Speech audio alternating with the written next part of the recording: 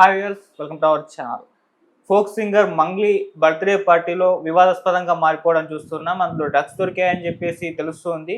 So మరి ఏం జరిగింది ఇష్యూకి సంబంధించి? మరి మంగ్లీ పైన ఏమన్నా కేసు నమోదైందా? అరెస్ట్ వరకు వెళ్ళే అవకాశం ఏమన్నా ఉందా? ఆ రకంగా ప్రచారం అయితే జరుగుతుంది. దీనికి సంబంధించి మరింత డెప్త్గా డీటెయిల్స్ అయితే తెలుసుకునే ప్రయత్నం చేద్దాం. ప్రజెంట్ మనతో పాటు సీనియర్ జర్నలిస్ట్ అరవింద్ కొల్లి గారు ఉన్నారు. వారిని అడిగి తెలుసుకునే ప్రయత్నం అయితే చేద్దాం. సార్ నమస్కారం సార్. సార్ బర్త్డే పార్టీలో డ్రగ్స్ దొరికాయి, అది కూడా ఫోక్ సింగర్ మంగ్లీ గారి బర్త్డే అని చెప్తున్నారు. మరి ఏం జరిగింది ఇష్యూలో? ఏమేమి దొరికాయి? మరి ఎవరెవరు సెలబ్రిటీలు చాలా మంది వచ్చారని కూడా చెప్తున్నారు. వీటికి సంబంధించి ఎటువంటి ఇన్ఫర్మేషన్? అంటే ఈ అంశాన్ని దీనికి సంబంధించిన వార్తకు సంబంధించిన అంశాన్ని ఒక నిమిషం ఆపి, డ్రగ్స్ నేపథ్యంలో, డ్రగ్స్ కట్టడి నేపథ్యంలో తెలంగాణ ప్రభుత్వం కొన్ని ప్రతిపాదనలు చేస్తుంది. దాంట్లో మొదటిది సెలబ్రిటీలకి సంబంధించిన పార్టీలలో వైట్ టెస్ట్ చేయాలి లేదా డిక్లరేషన్ ఇవ్వాలి. అది ఇప్పుడు నాకు గుర్తొచ్చింది. నాకు ఈ వార్త చూడగానే నాకు అది గుర్తొచ్చింది. దాంతోపాటుగా ప్రతి సినిమాకి సంబంధించినటువంటి రిలీజ్ ముందు డ్రగ్స్కి సంబంధించిన వ్యతిరేక ప్రకటనలు ఇవ్వాలి. ఏదైతే మన సిగరెట్లకు వ్యతిరేకమైనటువంటి ప్రకటనలు నేషనల్ సెన్సార్ బోర్డు మ్యాండేటరీ ఎట్లా చేసిందో, అట్లాగే ఈ సినిమా రిలీజ్ కంటే ముందు ఈ సినిమాలో యాక్ట్ చేసినటువంటి ముఖ్య నటులు తారాగణంతో టీవీ ఛానల్లో కానీ మీడియాలో కానీ విస్తృతంగా ప్రకటనలు ఇప్పించాలి. అంటే డ్రగ్స్ వ్యతిరేక ప్రచారంలో వాళ్ళని భాగస్వామ్యం చేయాలి. సెలబ్రిటీలు అట్లా వాళ్ళకి అట్లా బాధ్యత ఉండాలి అనేది ఒక అభిప్రాయం వచ్చింది. ఇక అక్కడి నుంచి మొదలుపెట్టి రకరకాల చర్యలు, డ్రగ్స్ కోసం తీసుకుంటున్నటువంటి ప్రత్యేక ఆపరేషన్స్, ప్రత్యేక వాటిని నిఘా వ్యవస్థ, పెంచినటువంటి నిఘా వ్యవస్థ, వీటన్నిటికి సంబంధించిన అంశాలు చూస్తున్నాం. ఇటీవల కాలంలోనే గోవాలో తెలంగాణ పోలీసులతో కలిసి ఒక జాయింట్ ఆపరేషన్ జరిగితే దానికి సంబంధించినటువంటి సరఫరాదారులు చాలామంది పట్టుబడ్డటువంటి పరిస్థితి ఉంది. అందులో విదేశీయులు కూడా కొంతమంది ఉండటం కూడా ఉంది. సో ప్రభుత్వం ఈ రకమైనటువంటి ఫోకస్గా చేస్తున్నప్పుడు సెలబ్రిటీలకు సంబంధించిన పార్టీలు ఇట్లాంటి పక్కదారి పట్టడం కొంచెం ఇబ్బందికరమైనటువంటి పరిణామంగా చెప్పాలి. ఎన్డీపీఎస్ యాక్ట్ చాలా క్లియర్గా చెప్తుంది, డ్రగ్స్ క్యారీ చేయటం, డ్రగ్స్ వినియోగించటం, డ్రగ్స్ అమ్మటం ఇవన్నీ కూడా నేరాలు. వీటితో పాటు పార్టీల్లో డ్రగ్స్ వినియోగించిన పార్టీ నిర్వాహకులకు కూడా ఆ నేరంలో భాగస్వాములు అయినట్లే అంటూ ఎన్డీపీఎస్ యాక్ట్ చెప్తుంది. ఎన్డీపీఎస్ యాక్ట్ అంతా క్లియర్గా దాన్ని డిఫైన్ చేస్తున్నప్పుడు, అదే సందర్భంలో ముఖ్యంగా ప్రభుత్వాలు దాన్ని ఇంటెన్సిఫై చేసి దీనికి సంబంధించినటువంటి దాన్ని ట్రేస్ చేయడానికి, దాన్ని ఆ మూలాలను వెతకడానికి ఒక తీవ్రమైనటువంటి ప్రయత్నాలు చేస్తున్నప్పుడు సడన్గా ఇటువంటి ప్రముఖుల పార్టీలో ఈ వినియోగానికి సంబంధించిన అంశం ఖచ్చితంగా ఇబ్బందికరంగా, ఈ ఇబ్బందికరమైనటువంటి దాన్ని ప్రభుత్వం అయితే చాలా సీరియస్గానే తీసుకునేటువంటి పరిస్థితి ఉంది.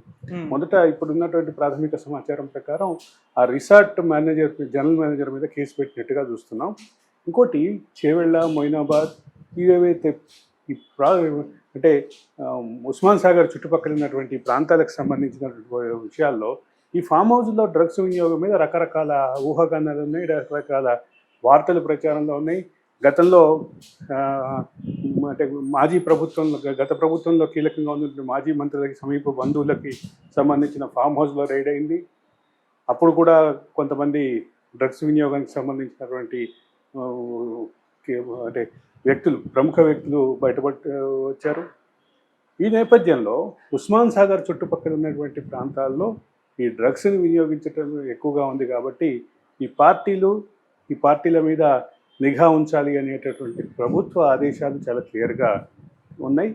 పోలీసులకు ఆ రకమైనటువంటి ఇంటెన్సిఫైడ్ ఎఫర్ట్ ఉంది. కాబట్టి ముఖ్యంగా మూడు కమిషనరేట్లో కూడా అత్యంత కీలకమైనటువంటి పాత్ర ఉస్మాన్ సాగర్ చుట్టుపక్కల, గండిపేట చుట్టుపక్కల ఉన్నటువంటి ప్రాంతాల్లో డ్రగ్స్ వినియోగం విస్తృతంగా ఉంది. పార్టీల్లో డ్రగ్స్ వినియోగం గురించి ఏదైతే వార్తలు ఉన్నాయో వాటిని అడ్రస్ చేస్తూ ప్రభుత్వం చాలా సీరియస్గా ఉంది. ప్రభుత్వంతో పాటు పోలీసులు చాలా సీరియస్గా ఉన్నారు. కాబట్టి ఇది అడుగడుగున నిఘా అయితే కొనసాగుతుంది. ఈ వార్త చుట్టూ ఉన్నటువంటి ఏదైతే చర్చ ఉందో ఇది మాత్రం కొంచెం దిగ్భ్రాంతిని కలిగించేటువంటి అంశమే. అంటే మంగ్లీతో పాటు మరికొంతమంది పేర్లు వినిపిస్తున్నాయి. సినీ నటి దివి పేరు వినిపిస్తోంది, కాసర్ల శ్యామ్ పేరు వినిపిస్తోంది. వీళ్ళందరి పేర్లు వినిపిస్తున్నటువంటి నేపథ్యంలో అంటే ఈ పేర్లు వినిపించటం దానికి వాళ్ళు ఉన్నారని నిర్ధారణకు రావటం మధ్య చాలా అంతరం ఉంది. కానీ ఇది ఒక మంచి పరిణామం అయితే కాదు. తెలంగాణ ప్రభుత్వం చాలా సీరియస్గా దీని మీద దృష్టి పెట్టాలని భావిస్తున్నప్పుడు దీనికి సపరేట్గా ఒక ఎన్ఫోర్స్మెంట్ వింగ్ని తయారు చేస్తున్నప్పుడు ఇది కొంచెం ఇబ్బందికరమైనటువంటి పరిణామంగానే చెప్పాలి. అందులోటి మంగ్లీతో పాటు ఉన్నటువంటి మిగతా పేర్లు ఏవైతే వస్తున్నాయో వీళ్ళందరూ డ్రగ్స్ వినియోగాన్ని నియంత్రించడంలో యాక్టివ్గా పాత్ర పోషించి ఆ వినియోగాన్ని అరికట్టడం, రవాణాను అరికట్టడానికి ప్రచారం చేయాల్సినటువంటి వ్యక్తులు ఇటువంటి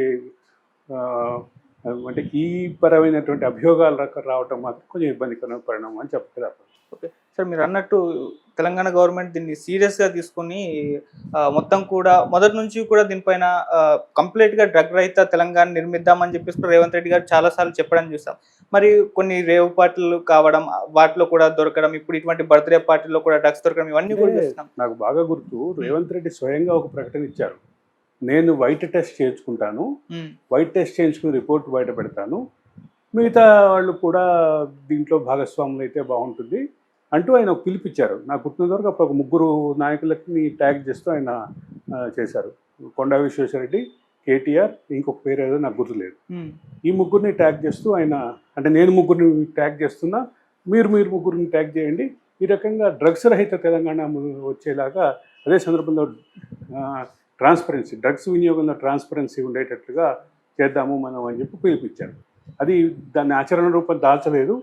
అయితే ఒక ప్రధానమైనటువంటి అంశం ఏంటంటే డ్రగ్స్ వినియోగం, డ్రగ్స్ రవాణా, వీటన్నిటి మధ్య ఉన్నటువంటి నిఘా వ్యవస్థ పెరిగింది అని ఒక పక్క వార్తలు వినిపిస్తున్నప్పుడు, ప్రభుత్వం నుంచి ఆ రకమైనటువంటి ఇండికేషన్స్ వస్తున్నప్పుడు, పోలీసు నుంచి ఆ రకమైన ఇండికేషన్స్ వస్తున్నప్పుడు ఆచరణలో ఇటువంటివి జరగటం, ముఖ్యంగా సెలబ్రిటీ పార్టీలో ఇది జరగటం కొంచెం ఆశ్చర్యకరంగానే చెప్పాలి. సార్, ఇప్పుడు అయితే మంగ్లీ గారి విషయంలో మరి ఎక్కడి వరకు వెళ్ళొచ్చు? అంటే ఏమన్నా యాక్షన్స్, కేసు నమోదు చేయడం అటువంటి అంతవరకు వెళ్తుందా, లేకుంటే నార్మల్ గా నోటీస్ ఇచ్చి పంపిస్తారు? ఎన్డీపీఎస్ యాక్ట్ ప్రకారం ఏంటంటే, NDPS act non bailable act. Okay, NDPS non బెయిలబులే కాకుండా 90 రోజుల వరకు, 180 రోజుల వరకు దానికి బెయిల్ వచ్చే అవకాశం కూడా లేనటువంటి యాక్ట్ అది. ఆ యాక్ట్లో ఏం చెప్తుందంటే రవాణా, వినియోగం, అమ్మకం, వీటన్నిటితో పాటు పార్టీల వినియోగానికి కూడా పార్టీ నిర్వాహకులు బాధ్యత వహించాలి అని చెప్తుంది. ఓకే, కాబట్టి ఈ కాంప్లికేటెడ్ సిచ్యువేషన్లో ఇది ఇక్కడ మొదలైనటువంటి ప్రయాణం ఎక్కడ అవుతుంది, ఈ కేసుల్లో ఎవరెవరి పాత్ర ఏంటో తెలిసే అవకాశం ఉంది. అది కూడా చాలా కీలకంగానే మారేటటువంటి అవకాశం ఉంది. డ్రగ్స్ చుట్టూ లేదా గంజాయి చుట్టూ ఈ రకమైనటువంటి వినియోగంతో పాటు రకరకాల రూపాల్లో మీరు దీంతో కనెక్ట్ అయినటువంటి అనేక మంది మీద కేసులు ఇప్పటికే బుక్ అయింది. కాబట్టి ఈ సెలబ్రిటీలకు సంబంధించినటువంటి అంశం కూడా మరోసారి చర్చలోకి వచ్చిందని చెప్పక తప్పదు. గతంలో సినీ నటి హేమ మీద బెంగళూరులో బుక్ అయినటువంటి కేసు ఎంత పెద్ద ప్రాచుర్యం పొందిందో తెలుసు మనకందరికీ. ఆమె దాంట్లో పోలీసుల దర్యాప్తుని తప్పుదారి పట్టించేలాగా, ప్రజలకు తప్పు సందేశం ఇచ్చేలాగా ప్రయత్నం చేశారంటూ కూడా ఆమె మీద ఆరోపణలు ఉన్నాయి. ఆ రకమైనటువంటి కేసులో ఆ పాత్ర కూడా పెట్టినటువంటి పరిస్థితి ఉంది. విచారణ తప్పుదారి పట్టించే ప్రయత్నం చేశారు అనేది ఆమె మీద ఉన్నట్టారు.